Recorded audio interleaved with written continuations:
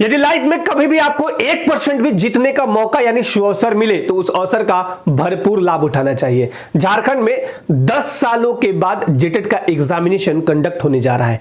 किस मंथ में एग्जाम होगा यह भी अपडेट करूंगा। साथ ही साथ आपको बताऊंगा कि 120 प्लस स्कोर जेटेट में कैसे प्राप्त करें, बहुत हार्ड नहीं है। 150 में 120 प्रश्न कैसे आप सॉल्व कर पाएंगे वो भी सही। ये आज एक टेक्निक बताऊंगा।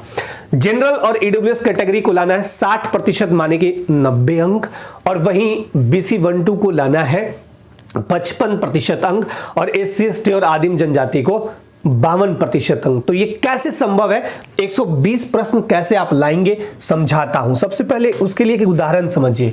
सिलेबस को समझने के लिए कोई भी आप प्लानिंग करते हैं, कहीं भी आपको कुछ भी काम करना होता है तो उसके लिए एक रणनीति बनाते हैं, प्लानिंग करते हैं, क्योंकि वही रणनीति निर्णायक होता है, वही निर्णय देता है। जितनी शानदार आपकी रणनीति होगी और जितना उस पर आप मेहनत करेंगे उतना शानदार रिजल्ट उभर के आएगा। जैसे कि एग्जांपल से समझाता हूं कि मान लीजिए यहां पे एक बोरी रखा हुआ है और कई लोग वहां पे खड़े हैं, जिसमें से एक मान लीजिए कोई हेड आदमी है, वो कहता है कि इस बोरी को कौन कौन उठा सकता है। बोरी बड़ा दिखने में था, बोरी बहुत बड़ा दिखने में था। अब मैक्सिमम के पसीने छूट जाएंगे, बोलेंगे हमसे नहीं होगा। उसमें एक बंदा खड़ा होता है कि बोला मैं ये बोरी उठा लूंगा, वो जाता है और सीधे उठा लेता है। वो बोरी एक्चुअली रुई का बोरी था। तो आपको नहीं पता कि अंदर क्या है, एग्जामिनेशन में कैसे प्रश्न आएंगे, क्या होंगे। बट अगर आपने दृढ़ निश्चय करके ये ठान लिया कि मुझे जेटेट का एग्जामिनेशन क्रैक करना है, 120 तो क्या 130-135 भी आप ला सकते हैं। अगर आपकी रणनीति शानदार होगी, अगर आपकी रणनीति के साथ साथ उस पे जो हार्ड वर्क स्मार्ट वर्क करेंगे वो शानदार होगा। तब लैंग्वेज 1 में 30 क्वेश्चन पूछा जाएगा। कितना? 30 क्वेश्चन। आप ला कितना सकते हैं? तो देखो मैं बता रहा हूं ईमानदारी, अगर आप बहुत शानदार तरीके से बढ़िया रणनीति बना के काम करेंगे ना, तो ऑब्वियस सी बात है कि मैक्सिमम स्कोर आपके आएंगे ही आएंगे, वो कहीं नहीं छूटेंगे। और आपने सुना भी होगा ना कि practice makes a man perfect. Practice किसी भी इंसान को परफेक्ट बनाता है। करत करत अभ्यास ते जड़मति होत सुजान, रसरी आवत जाते सिल पर पड़त निशान। अभ्यास करते करते करत करत अभ्यास दे। जड़ मतलब होता है सोया हुआ, मति मतलब होता है बुद्धि। सोया हुआ बुद्धि मतलब जिसका बुद्धि सुस्त है, सो गया, मतलब कि उसका बुद्धि एकदम शार्प नहीं है, एक्टिव नहीं है, उसमें भी सुजान। सु का मतलब होता है अच्छा जाना जाता है। कब? अभ्यास करते करते।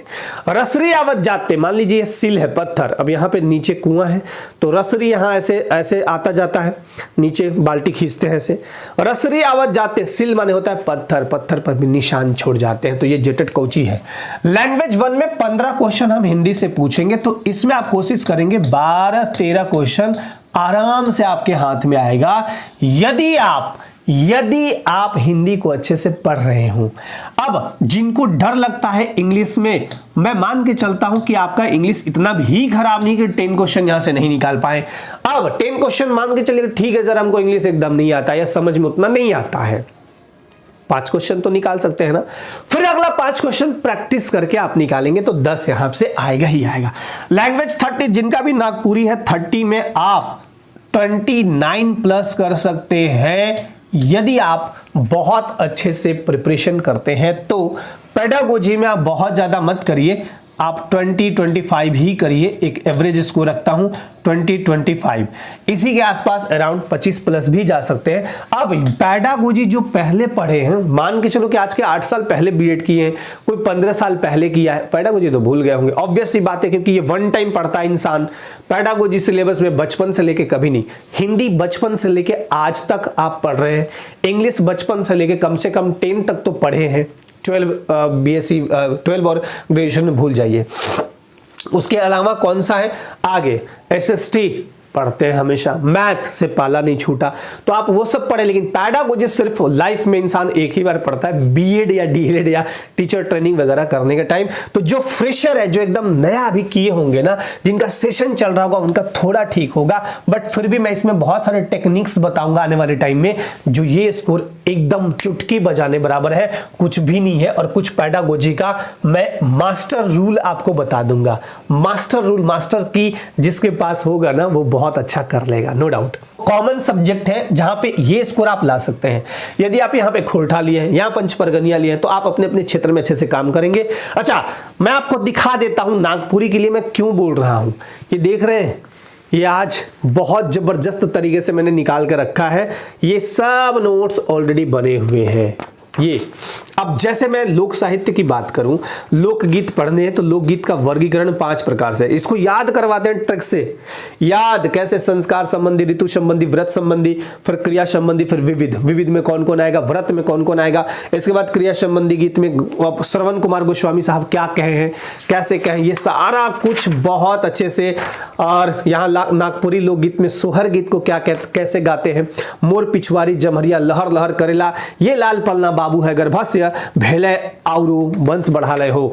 तो ये अब जैसे सगुनती गीत गाते हैं स्त्रियां, कन्या पक्ष जब बरी बनता है शादी टाइम तो कैसे गाती हैं, घर में सुबले बाढ़ल बेटी हायरे, कुटुंब लागते बेटी उठ गेले हायरे। तो ये मैं बहुत अच्छे से आपको समझा दूंगा। जैसे डमकच गीत है जो शादी होने के 15 दिन पहले जो आंगन में खेलते हैं, तो केकर लागिन अयो गे झाल झैर मड़वा, केकर लागिन अयो रोद न लगाए, बेटा लागिन अयो गे झाल झैर मड़वा, बेटी लागिन अयो रोद न लगाए। उसी लय ताल में मैं कोशिश करता हूं बैच में सब कुछ देने का।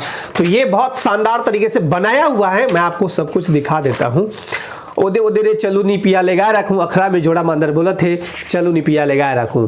और यहाँ पे जितने भी आभूषण हैं या फिर और भी बहुत सारे चीज हैं, वो सारे अंगनई राग में जनी झूमर गाते हैं, कैसे गाते हैं, सब कुछ यहाँ पे किया हुआ है। लोकगीत की परिभाषाएं कैसे कैसे हैं, ये सब कुछ बना हुआ है ऑलरेडी। ये एक दिखा रहा हूं मैं, एक यहाँ पे खोला हुआ अभी, बाकी उधर कितने 1 2 3 4 5 उधर रखे हुए हैं और ये 6 बहुत जबरदस्त तरीके से। तो जब ऐसे पढ़ेंगे तो 29 प्लस क्यों नहीं आएगा।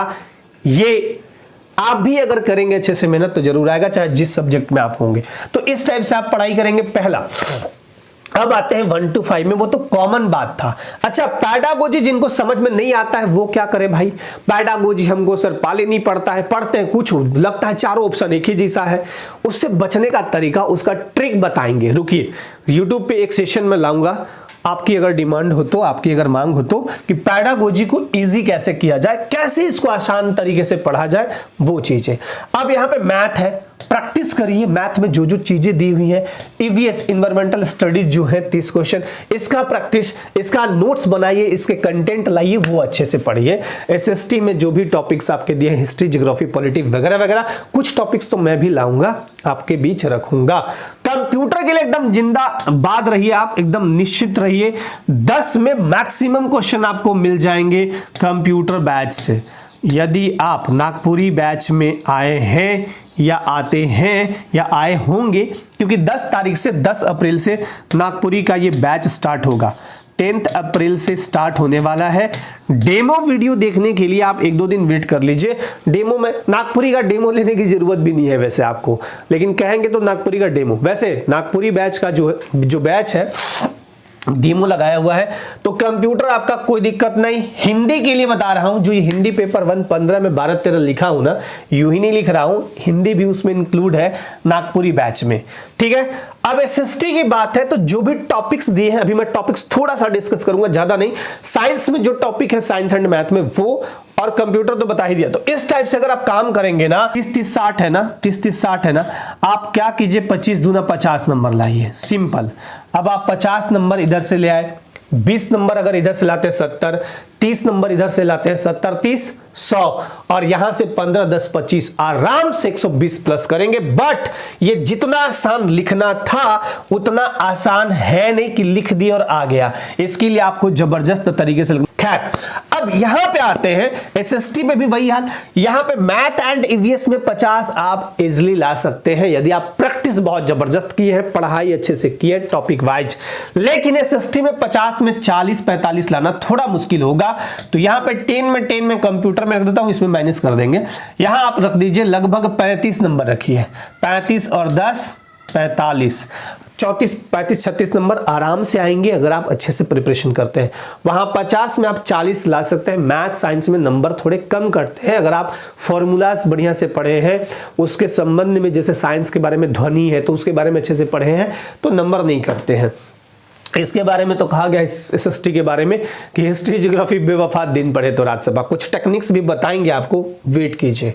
अब जब फॉर्म भरेंगे तो आप फॉर्म भरने से पहले कुछ काम जरूर करिएगा, ये सब मैं पहले भी बता दिया हूं। अभी आपको क्या करना है कि आपके जितने भी डॉक्यूमेंट्स हैं वो एकदम रेडी रखना है।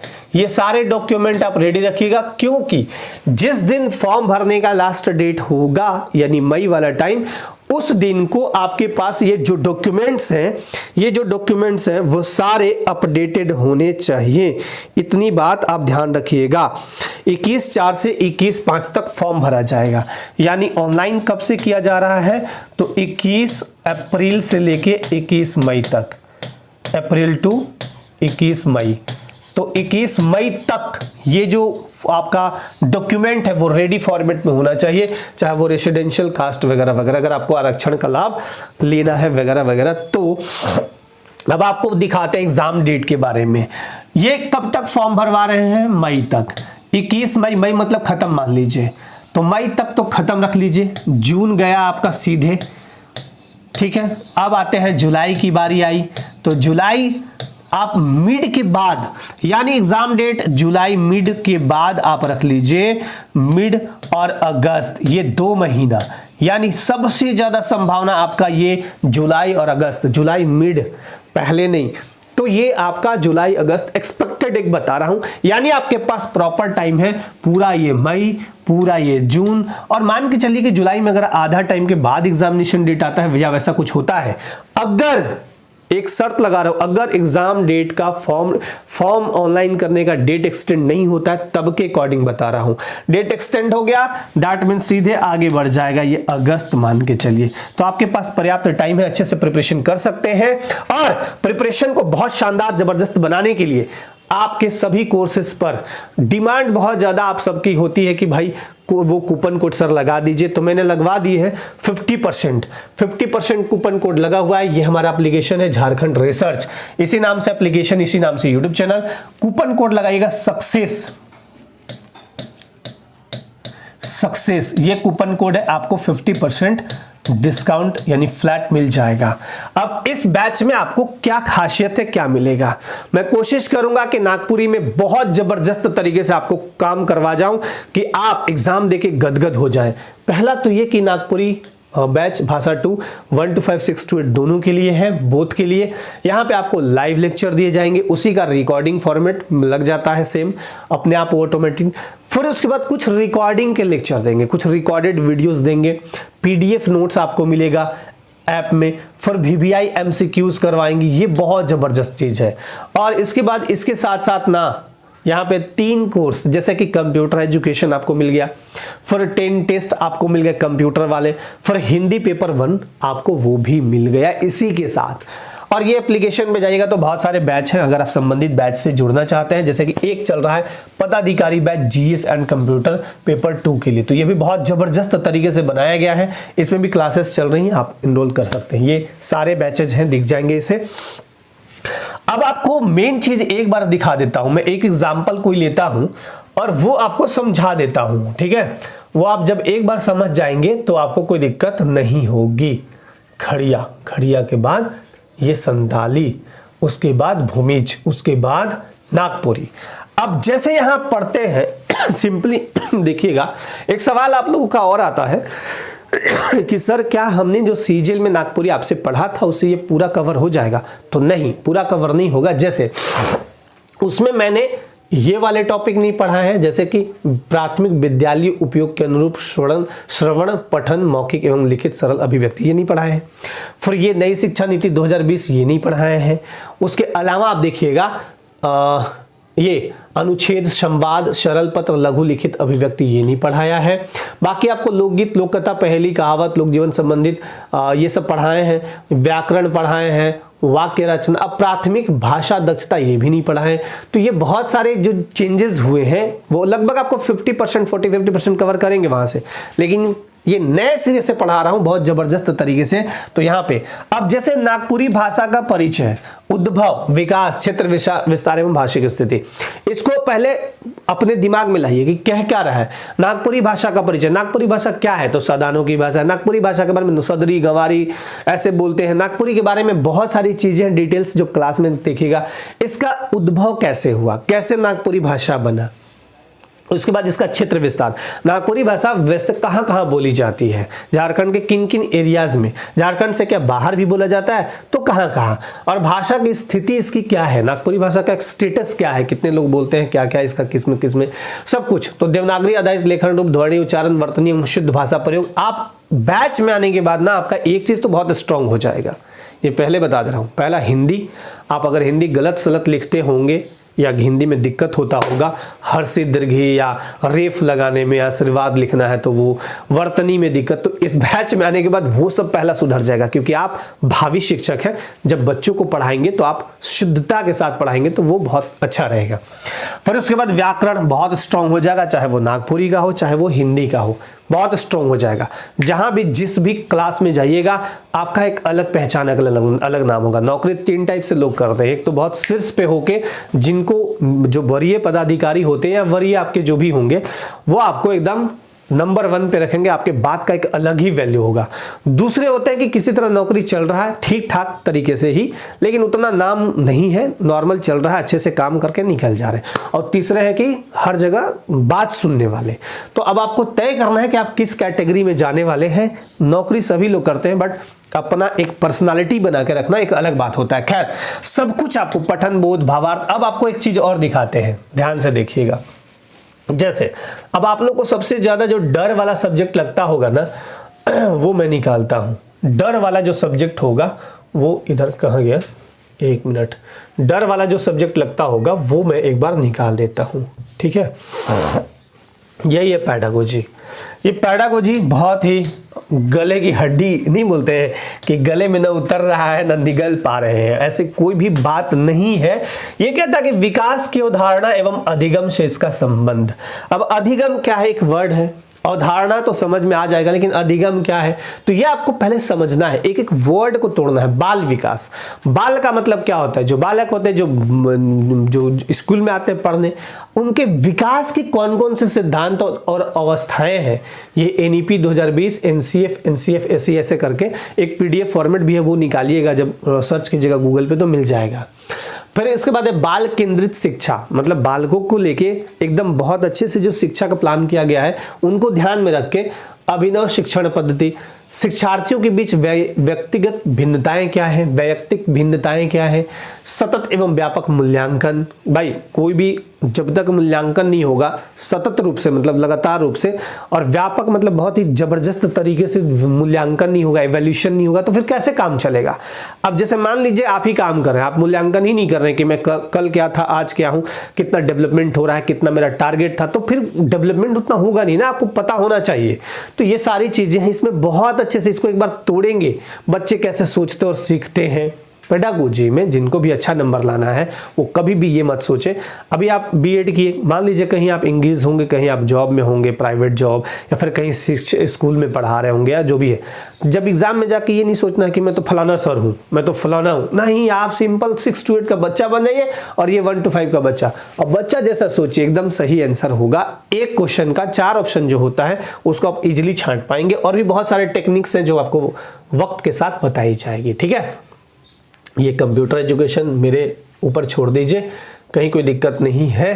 अब जैसे यहाँ जैसे पर्यावरण अध्ययन की बात करता हूँ, पड़ोस, परिवार और पड़ोस, तो परिवार किसको बोलते हैं, पड़ोस किसको बोलते हैं, भोजन, भोजन के बारे में आप सब कुछ पढ़ते हैं, कैसे कैसे पाचन क्रिया चलता है, पौधों और जंतुओं से प्राप्त भोजन कौन सा है, भोजन पकाना, भोजन करना, जंतुओं या पशुओं का आहार, उनका आवास, जल के स्रोत, जल भंडारण, जल प्रदूषण, उसको रोकने का सब कुछ आपको इसमें पढ़ना है। आपको आवागमन एवं संप्रेषण चीजें जो हमें बताते और करते हैं, और ये सारी कुछ मिलेंगे आपको NCERT बुक्स में। तो NCERT बुक्स आप उतना पढ़ नहीं पाएंगे, इससे बेटर है कि जहां आपको क्लासेस मिल रही वहां आपको अच्छे से ज्वाइन करिए और बढ़िया से पढ़िए, मस्त तरीके से पढ़िए। अगर पॉसिबल है, आपके पास टाइम है, आपको लगता है, तो नोट्स बनाइए, शॉर्ट नोट्स, जैसे माइंड मैप टाइप का बनाइए। जैसे अगर मान लीजिए कोई माइंड मैप के बारे में मतलब किसी चीज़ के बारे में बताना है, जैसे मान लीजिए यही है परिवार, तो परिवार के बारे में मान लीजिए अगर सपोज आपको लिखना है कि परिवार, तो परिवार को किसको बोलेंगे, परिवार में ऐसे घेर दीजिए, परिवार 2 टाइप से होंगे, परिवार में हम कितने लोग रहेंगे, एकल परिवार, संयुक्त परिवार, एकल परिवार और संयुक्त परिवार। परिवार का मतलब समझ रहे हैं आप। अब एकल में कौन कौन आएंगे, संयुक्त में कौन कौन आएंगे, परिवार की परिभाषाएं अगर किसी ने दी है तो वो चीज़, तो इस टाइप से बना सकते हैं बहुत ज़बरदस्त तरीके से। तो आप अच्छे से प्रिपरेशन करेंगे तो ये बहुत इजी हो जाएगा, आप अच्छे से नंबर ला पाएंगे। मैंने जितना बताया ना आप उतना अच्छे से कर पाएंगे, ठीक है। और एक चीज और मैं हमेशा बोलता हूं, अभी जेपीएससी का देख लीजिए एग्जामिनेशन का कंफर्म डेट हो गया, मैंने लास्ट वीडियो में यही बोला था कि कंफर्म्ड है, इसलिए 40,000 शिक्षकों का पद रिक्त है। एक मौका अगर जेटेट द्वारा आपको मिल रहा है तो सब कुछ झोंकिए, अपना तन मन हर तरह से लगिए और एक सीट अपने नाम कर लीजिए। कभी भी हल्के में शत्रु को नहीं लेना चाहिए, कभी भी हल्के में नहीं। ऐसा नहीं सोचना चाहिए कि सर तो बता दिए 120, अब कितनों कम होगा तो 100 तो ले आएंगे। ये आप सोच भर रहे हैं, कर तो नहीं रहे, तो उसको इम्प्लीमेंट करना है, ताकि 40,000 का जब पोस्ट में, जैसे मान लीजिए 20,000 की जब बहाली आए, 18,000, 15,000, 20,000, 25,000 जो भी आए, 2-3 शिफ्ट करके आएगा ये भर्ती, जेटेट के तुरंत बाद आएगा, कुछ महीने बाद, तो आप एक सीट पर अपना आधिपत्य यानी एक सीट को अपने मुट्ठी में कर पाए और उस पद पर खुद को सुशोभित कर पाए। अच्छे से प्रिपरेशन करिए, जो भी अपडेट होगा, जैसा भी होगा आपको अपडेट करेंगे। अपने लाइफ में हमेशा स्वस्थ मस्त व्यस्त रहिए। आप सभी को थैंक यू सो मच। और जो हमने एप्लीकेशन दिखाया, उस एप्लीकेशन पे आपको बहुत सारी चीज़ें फ्री कंटेंट वाले सेक्शन में जाने पे मिल जाएंगे।